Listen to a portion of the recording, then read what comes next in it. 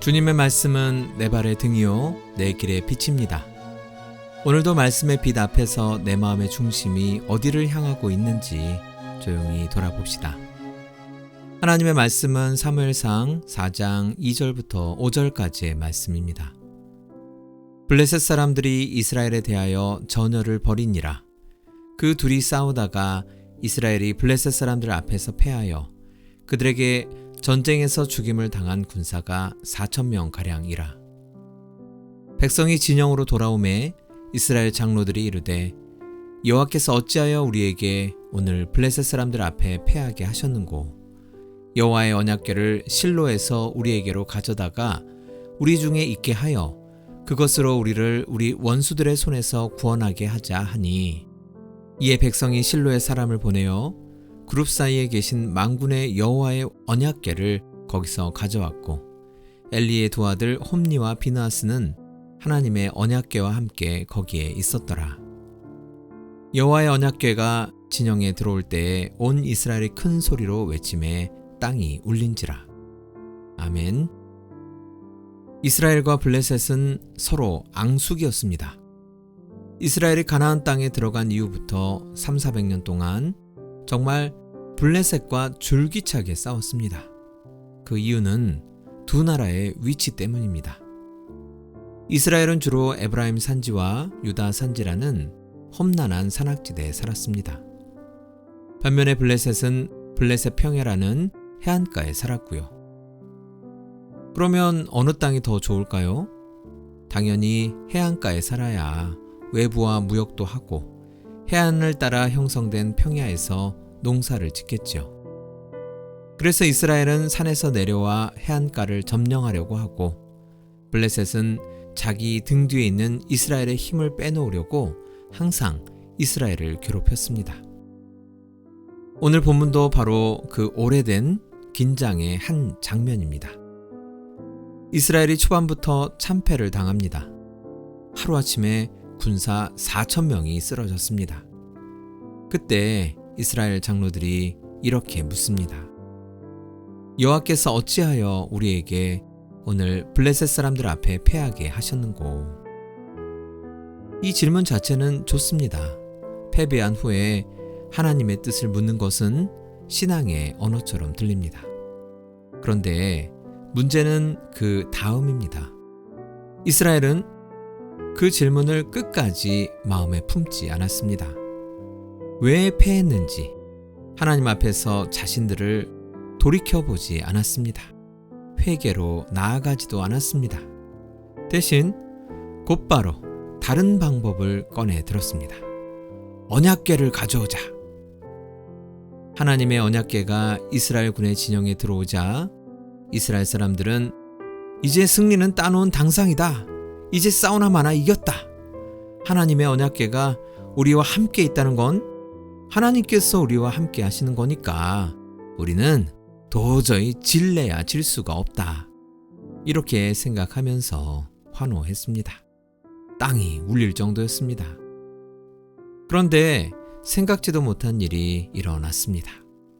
하나님의 언약궤 그 자체만으로도 싸울 의지를 잃어버릴 줄 알았던 블레셋 군이 각성을 하는 거예요.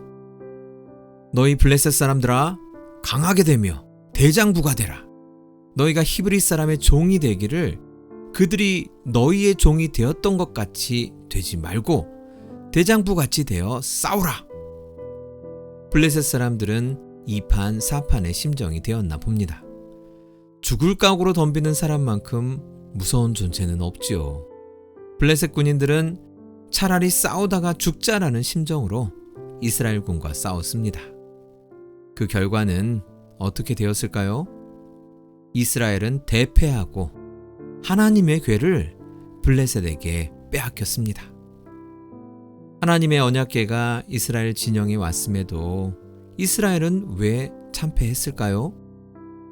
블레셋 군인들이 각성한 그 마음의 힘이 하나님의 힘보다 더 세서 블레셋이 승리한 걸까요? 애시당초 이스라엘 사람들은 도대체 왜 하나님의 언약궤를 전투지역에 가져왔을까요?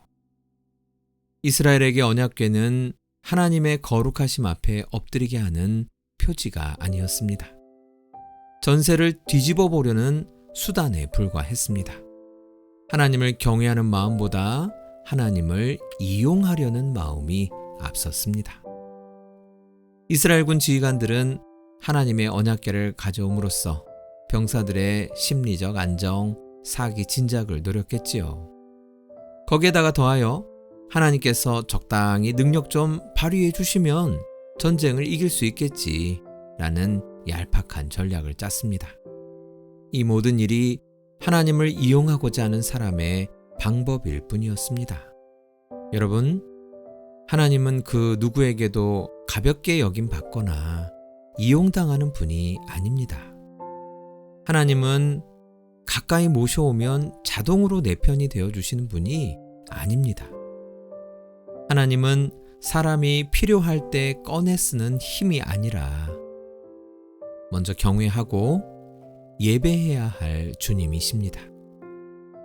언약궤가 도착했을 때 온 이스라엘이 땅이 울릴 정도로 환호했지요. 겉으로 보기에는 대단한 믿음처럼 보입니다. 그러나 그 외침 속에 정말 하나님을 향한 경외가 있었는지를 오늘 말씀이 우리에게 질문하고 있습니다. 사람의 열광이 믿음은 아닙니다. 큰 소리가 경외는 아닙니다. 분위기가 뜨겁다고 해서 마음까지 거룩해지는 것도 아닙니다. 하나님을 이용하는 신앙은 결국 열매로 드러납니다. 문제가 해결되어도 하나님께 깊이 감사하지 않습니다. 감사해도 건성으로 합니다. 마치 자기가 해낸 것처럼 행동합니다. 시간이 조금만 지나면 하나님의 도와주심을 쉽게 잊어버립니다. 반대로 하나님을 경외하는 사람은 다릅니다. 문제 해결보다 하나님을 더 귀하게 여기고 받은 은혜를 오래 기억하며 감사가 예배로 이어집니다. 어떤 신앙인이 오래된 기도 일기를 꺼내 읽었습니다. 페이지마다 간절한 기도 제목들이 빼곡했습니다. 그런데 이상하게도 응답을 받은 자리에는 감사의 기록이 거의 남아있지 않았습니다. 그는 한참 동안 그 일기장을 바라보다가 조용히 중얼거렸습니다. 나는 하나님께 많은 것을 받았는데 하나님을 사랑한 적은 있었던가? 하나님을 이용하는 신앙은 하나님께 받은 것은 많을지 몰라도 하나님을 사랑한 흔적은 적습니다. 기도는 많지만 경외는 깊어지지 않습니다. 혹시 요즘 나의 기도가 간절한데도 마음 한구석이 자꾸 메마르다면 왜 응답이 없지라는 질문만 붙들지 말고 더 깊은 질문을 하나님 앞에 드리시기 바랍니다. 주님, 저는 지금 주님을 진심으로 사랑하고 있습니까? 주님, 저는 주님을 진심으로 경외하고 있습니까? 아니면 이 위기만 넘기려고 주님을 찾고 있습니까? 하나님은 내 삶의 한 부분이 아니라 내 삶의 전부이십니다. 먼저 하나님을 경외하세요. 하나님을 사랑하세요. 하나님께 예배드리세요. 그때 비로소 하나님을 이용하려는 얕은 마음이 사라지고 하나님을 진실로 신뢰하는 마음이 자라기 시작합니다. 하나님께 기도드리겠습니다. 하나님께 예배드림이 내 마음의 기쁨입니다. 하나님께 예배드리며 하나님을 경외합니다. 하나님께 예배드리고 내 마음이 하나님을 더욱 사랑합니다. 예수님의 이름으로 기도드립니다. 아멘. 묵상 질문을 드립니다. 지금 하나님께 드리고 있는 기도가 경외에서 나온 것인지 아니면 위기를 넘기려는 마음에서 나온 것인지 돌이켜 보시기 바랍니다. 사무엘서 묵상을 들으시는 집사님 한 분과 이야기를 나누었습니다. 집사님은 먼저 묵상을 들으시고 사무엘서를 필사하신다고 합니다. 듣고 보니 집사님의 방법이 참 좋아서 공유를 합니다. 저는 이번 사무엘서 묵상에서는 사무엘 상하 각 장에 담긴 본문의 메시지를 충실히 전해드리는 데 초점을 맞추고 있거든요. 그래서 본문에 담긴 하나님의 심정을 묵상하신 후에 필사하시면 더 뜻깊은 묵상이 될 것 같습니다. 필사에 관심 있으신 분들은 이렇게 하셔도 참 좋겠습니다. 오늘 하루도 주님의 평강이 넘치시기 바랍니다.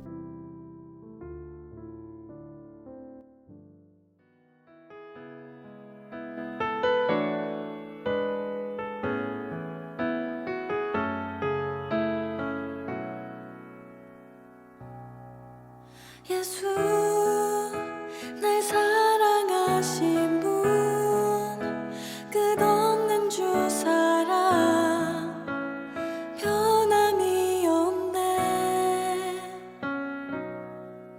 예수 가장 귀한 분 내 안에 늘 거하시며 내 힘이 되시네.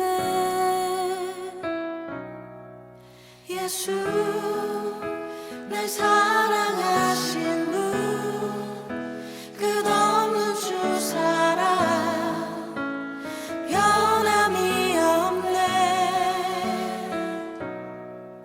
예수 가장 귀한 분 내 안에 늘 거하시며 내 힘이 되시네. 혼자 살아갈 수 없는 내 삶에 주가 함께 하시니 나는 오직 주만 바라보며 굳게 서리라. 내 삶의 주인 예수 참 길과 진리 생명 만유의 주님 모든 것 되시며 항상 나와 동행하시네. 나의 삶은 주께 피어나는 꽃과 같네. 나 어디 있든지 모든 순간이 주 안에서 승리되는 나 믿네.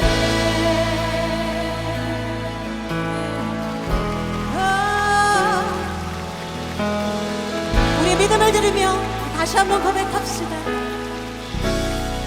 예수 예수 날 사랑하신 분 끝없는 주 사랑 변함이 없네. 예수 가장 귀한 분 내 안에 늘 거하시며 내 힘이 되시네. 혼자 살아갈 수 없는 내 삶에 주가 함께 하시니 나는 오직 주만 바라보며 굳게 서리라. 내 삶의 주인 예수 참 길과 진리 생명 만유의 주님 모든 것 되시며 항상 나와 동행하시네. 나의 삶은 주께 피어나는 꽃과 같네. 나 어디 있든지 모든 순간이 주 안에서 승리되는 나 믿네.